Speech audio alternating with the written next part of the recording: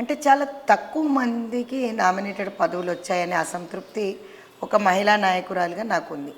So దాచిపెట్టేది ఏమీ లేదు. So మహిళా ప్రాధాన్యత చాలా ఉండే, అంటే మేము రూలింగ్లో ఉండకంటే మేము రూలింగ్లో లేనప్పుడే బాగా పనిచేసాం, చాలా పేరు సంపాదించుకున్నాం. అప్పుడు పీసీసీ వర్యులు రేవంత్ రెడ్డి గారు చాలా ప్రోత్సహించారు. ఆ ప్రోత్సాహం వల్లనే నేను మూడింతలు ఎక్కువ 1:1 కాకుండా 1:3 పనిచేశాను. సో అన్నిట్లో నన్ను వెనకేసుకొచ్చిన రేవంత్ అన్న మరి పదవి ఇవ్వడంలో కానీ, మాకు పదవులు కేటాయించే విషయంలో కానీ మరి ఎందుకు అది ఆగిందో నాకు అర్థం కావట్లేదు. సో అందుకే వెయిట్ చూసాము.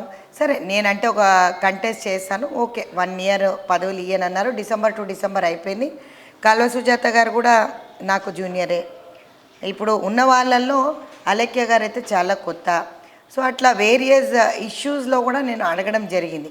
మహిళలకు ఇచ్చినందుకు మేము సంతోషపడ్డాం.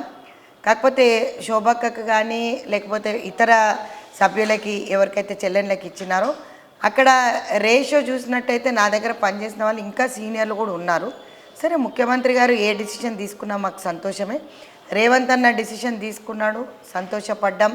అంతమంది మహిళల కన్నా కూడా వచ్చింది కదా అని చెప్పి 100% మేము అందరికీ సపోర్ట్ చేసాం. ఇప్పుడు కూడా సపోర్ట్ చేస్తూనే ఉన్నాం.